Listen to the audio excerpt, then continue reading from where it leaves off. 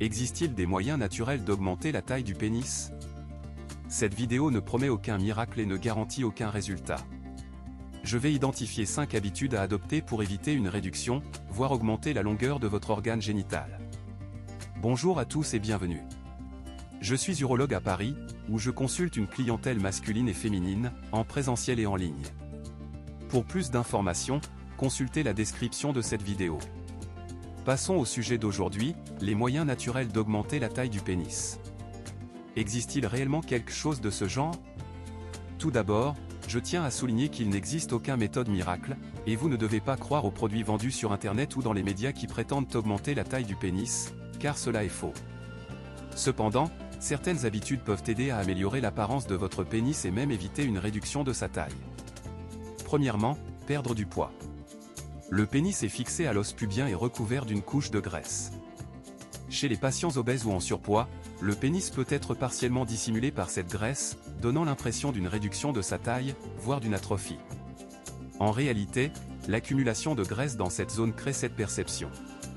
Perdre du poids, notamment la graisse abdominale, peut améliorer l'exposition du pénis et ainsi augmenter sa longueur apparente. Une autre option, non naturelle et coûteuse, est la liposuction de la région pubienne. Même après une perte de poids, certains patients ne parviennent pas à éliminer toute la graisse de cette zone. Dans ce cas, une liposuction chirurgicale permet d'enlever la graisse, améliorant ainsi l'exposition du pénis et augmentant sa longueur apparente de 2 à 3 cm. Deuxièmement, la postectomie. Tous les hommes naissent avec un excès de peau sur le prépuce. Ceci peut être associé ou non à un phimosis. Souvent, le gland est entièrement recouvert par cette peau, donnant l'impression que le pénis est plus petit qu'il ne l'est en réalité. Les patients ayant subi une circoncision ou une postectomie présentent une exposition totale du gland, donnant l'impression d'un pénis plus long. Troisièmement, éviter l'atrophie du pénis est aussi une façon de l'agrandir.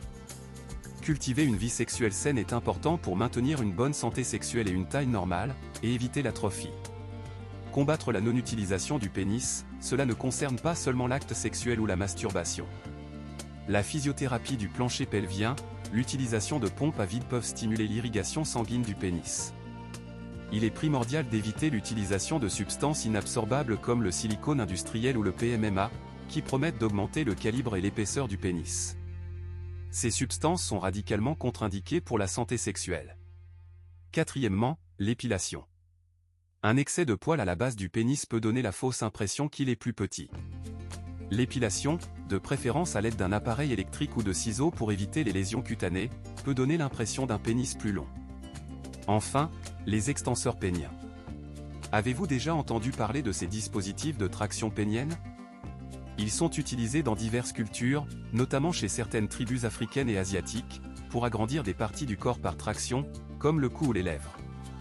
Pour le pénis, le fonctionnement est similaire.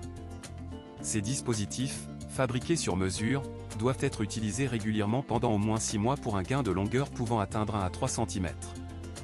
Il est crucial de ne pas utiliser un extenseur pénien sans avis médical, au risque de réduire le flux sanguin vers les organes génitaux, voire de provoquer des traumatismes, une pression excessive et une nécrose, entraînant des conséquences graves et définitives.